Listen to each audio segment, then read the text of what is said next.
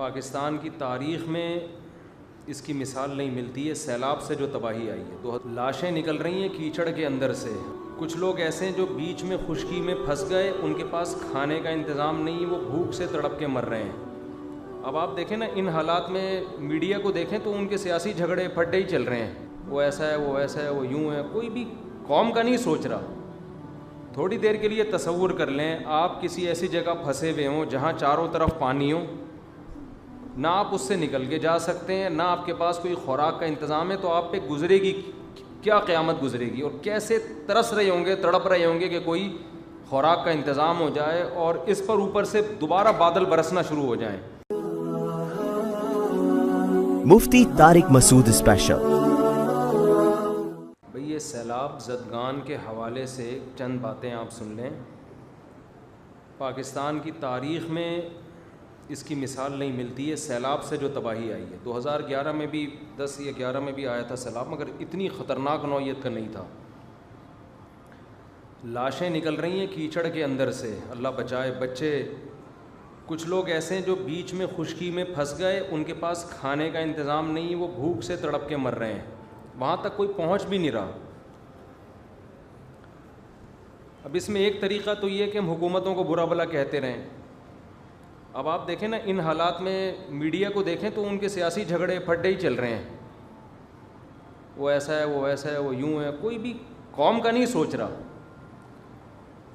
تھوڑی دیر کے لیے تصور کر لیں آپ کسی ایسی جگہ پھنسے ہوئے ہوں جہاں چاروں طرف پانی ہو, نہ آپ اس سے نکل کے جا سکتے ہیں, نہ آپ کے پاس کوئی خوراک کا انتظام ہے, تو آپ پہ گزرے گی کیا قیامت گزرے گی, اور کیسے ترس رہے ہوں گے, تڑپ رہے ہوں گے کہ کوئی خوراک کا انتظام ہو جائے اور اس پر اوپر سے دوبارہ بادل برسنا شروع ہو جائیں. تو اس موقع پہ ہماری بہت بڑی ذمہ داری ہے کہ ہم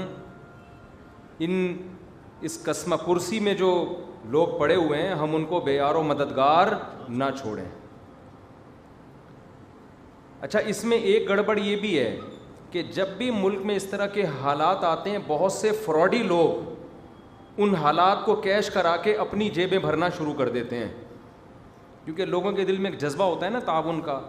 کسی نے بھی کہہ دیا میرے ماموں کا وہاں گھر ٹوٹ گیا, لے بھائی اتنے پیسے لے لے. کسی نے بھی کہہ دیا میرے خالہ کے ساتھ وہاں بیوہ خالہ تھیں ان کا بیچاری کا گھر ٹوٹ گیا, لے بھائی اتنے پیسے. یہ کام آپ نے نہیں کرنا, کیونکہ بہت سے فراڈی لوگ کیش کرا رہے ہوتے ہیں اس قسم کے حادثات کو. آپ کہہ سکتے ہیں فراڈی ہوگا تو وہ جانے, اللہ جانے, ہم نے تو پیسے دے دیے نا. بھائی آپ کے پیسے دینے سے نقصان یہ ہوگا کہ جہاں لگنے چاہیے تھے وہاں نہیں لگتے. یا تو آپ کے پاس اتنا پیسہ ہوتا نا, آپ پھینکتے رہو بیٹھ کے کہ چلو فراڈی ہے تو بہت سے نیک لوگ کو بھی لگ جائے, آپ نے تو محدود پیسہ دینا ہے نا. تو ایسے موقع پہ سب سے بہتر طریقہ تو یہ ہے کہ جو ہمارے تاجر لوگ ہیں وہ خود اپنی گاڑیوں میں جائیں. میں 2010 میں یا 11 تھا, ہم لوگ کشتیوں میں گئے تھے اندر, کشتیوں میں, کیونکہ گاڑیوں کے راستے بند ہو گئے تھے. وہ کشتیاں ان جگہوں پہ چلی ہیں جہاں اصل میں خشکی تھی, لیکن اتنا پانی کھڑا ہو گیا تھا کہ ہم لانچوں کے ذریعے اندر گئے اور اندر گھر گھر جا کے ہم نے خوراک تقسیم کی تھی. تو اصل تو یہ ہے کہ خود سے جائیں. میرا بھی ارادہ ہے انشاءاللہ ان قریب سفر کرنے کا, بلوچستان یا سندھ کی طرف میں بھی جاؤں گا انشاءاللہ. جو ٹوٹا پھوٹا ہم سے تعاون ہو سکا ہم کریں گے انشاءاللہ. اور میرا ارادہ ہے پاک ایڈ ویلفیئر ٹرسٹ کی طرف سے جانے کا, کیونکہ جو ٹرسٹ ہوتے ہیں جو ریلائبل ٹرسٹ ہوتے ہیں ان کو اندر کے حالات پتہ ہوتے ہیں. اب ہم جائیں تو ہم تو اجنبی ہیں نا, تو ہمیں کیا پتہ کہ کہاں